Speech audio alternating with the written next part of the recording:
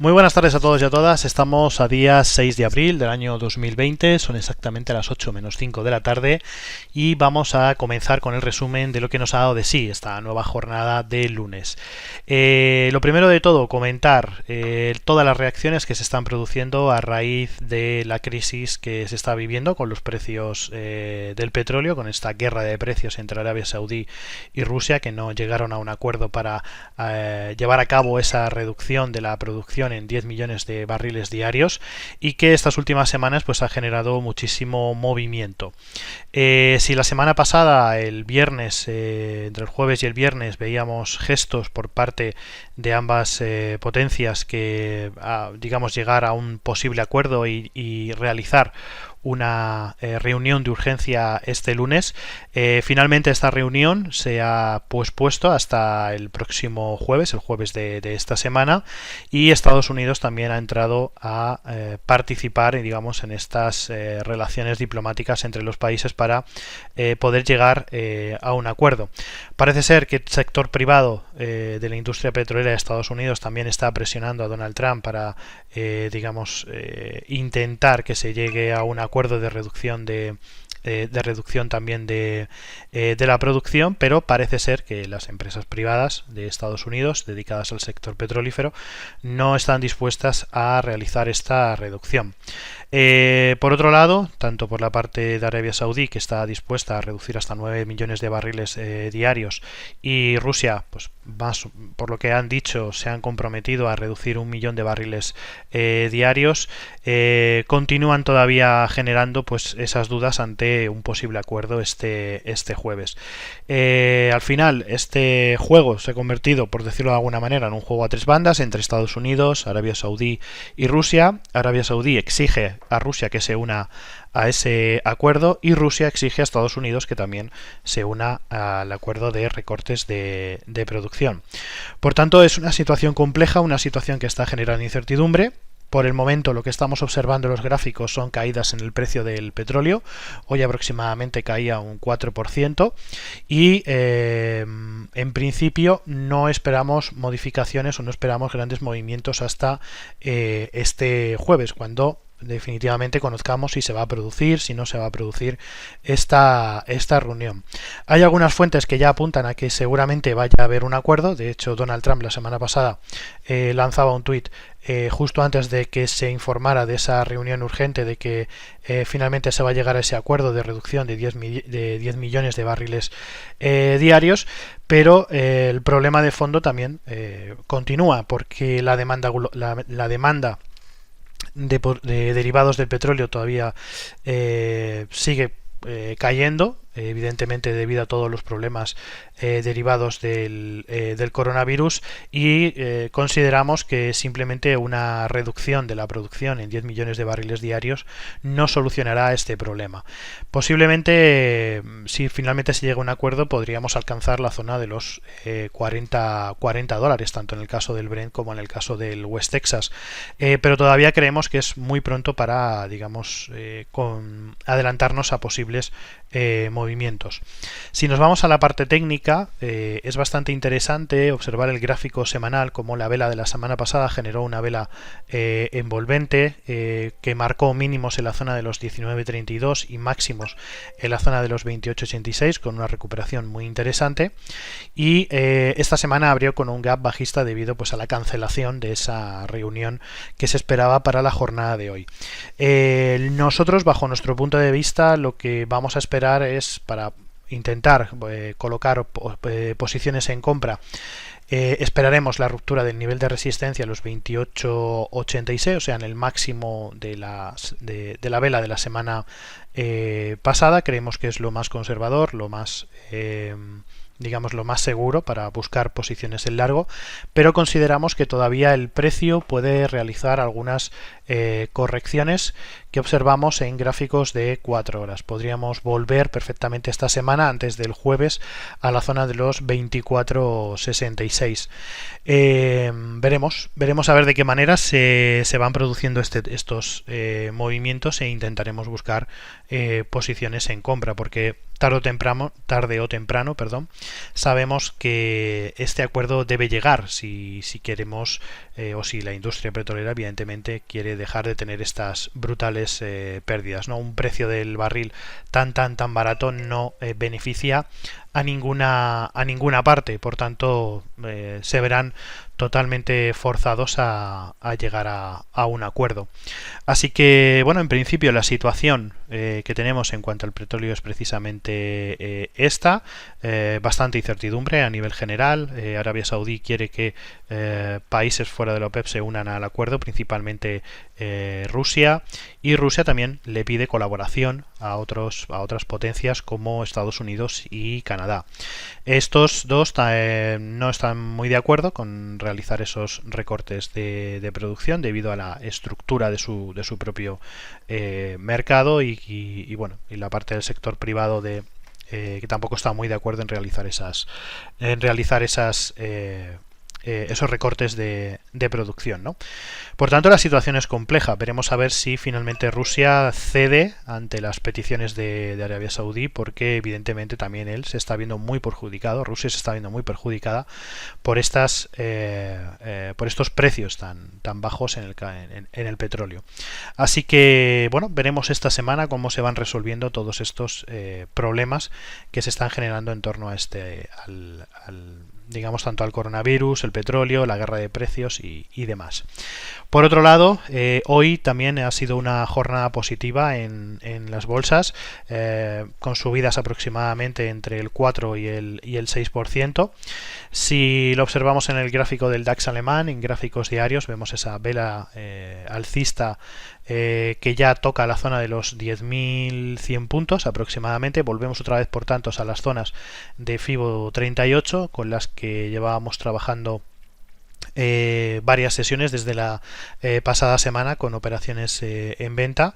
Por tanto, volvemos de nuevo a esos niveles, aunque consideramos que todavía el mercado debe caer más. Debemos volver a entornos de los mínimos anteriores, la zona de los 8.000 puntos. No creemos que el mercado haya tocado suelo y seguramente pues las próximas semanas, durante esta semana o la siguiente semana, consideramos que veremos mayores correcciones también, vueltas de nuevo a la zona de los 9.300, y si finalmente se consolidan esos niveles podríamos ver, como decimos, caída hasta la zona de los 8.000. En este momento tenemos posiciones abiertas en venta en el DAX alemán. Por otro lado, en los índices americanos la situación es muy similar. En el caso del S&P 500 volvemos otra vez a los niveles de la zona del FIBO 38. También hemos abierto nuevas posiciones en venta en esos niveles, en gráficos diarios, también por retrocesos de Fibonacci, y esperamos que al menos de nuevo el precio vuelva otra vez a la zona de los 2.500 y que incluso caiga de nuevo hasta la zona de mínimos de los 2.100, 2.200 puntos. Y por último también en el Nasdaq, que también se ha recuperado en esa zona del FIBO 38, lo vemos mejor en gráficos diarios, como pasábamos del 38 al 23 y de nuevo otra vez al 38. Por tanto, consideramos que esos niveles son niveles también importantes de resistencia, y creemos que el Nasdaq también debería, al igual que el S&P 500 o los índices europeos, volver a mínimos, en este caso en la zona de los 6.750, 6.600 puntos. Por tanto, estamos posicionados en cortos en tanto los índices americanos como en los índices, el índice DAX alemán, el índice europeo. Y en el mercado de divisas mantenemos todavía de la semana pasada operaciones de venta en el euro contra el dólar canadiense, que de momento se comporta favorablemente. Estamos en un nivel de soporte importante, la zona del 1.5215, que esperamos que sea una zona que perfore y alcance ese nuevo objetivo, ese primer objetivo que hemos marcado en la zona del 1.5070. La estructura de diamante que nos indica ese cambio de tendencia de alcista a tendencia bajista, creemos que tiene bastante fundamento, que es bastante potente, y esperamos que en las próximas sesiones operaciones pues alcancemos esos primeros objetivos para garantizar la operación.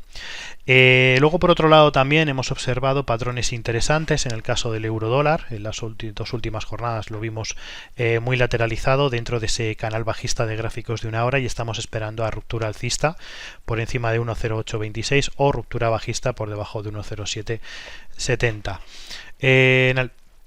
En el caso de la libra dólar también parece que está haciendo una ligera recuperación en un canal alcista, pero la tendencia general se mantiene bajista. También estamos en una zona de pullback importante, la zona del 1.2316, y lo que esperaríamos en esas zonas serían nuevas caídas en la libra frente al dólar.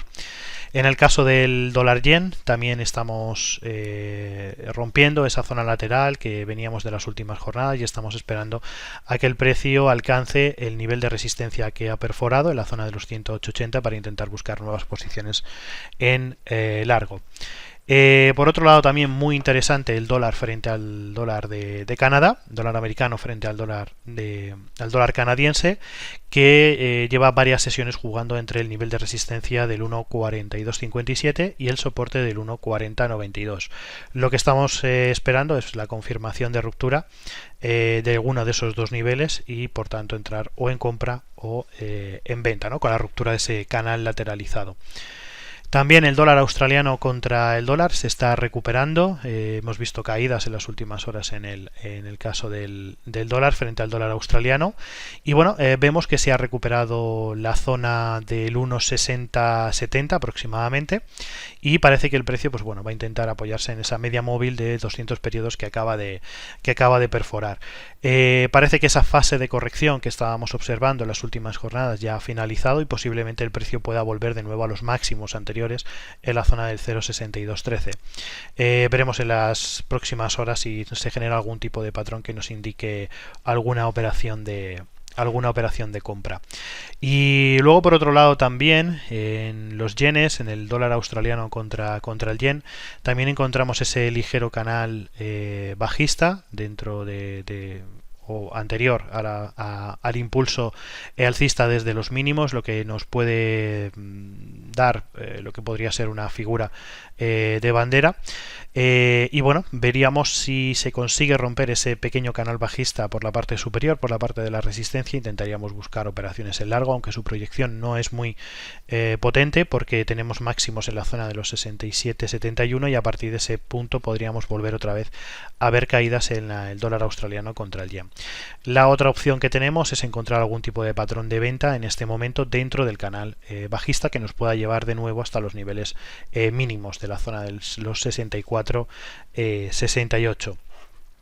Y bueno, para terminar, también en la libra frente al yen japonés, que se mantiene dentro de ese canal lateralizado, y simplemente pues bueno, lo que estamos esperando en este par son rupturas alcistas por encima de la resistencia en 134.57, coincidiendo también con una zona de 50% de retroceso de Fibonacci, o si no, por la parte baja, rupturas en el soporte de la zona del Fibo 38 en 132.18. El precio lleva jugando varias jornadas dentro de este rango lateralizado, y simplemente lo que estábamos esperando es una consolidación de esa ruptura, tanto por resistencia o por soporte, y así poder entrar dentro de este par también.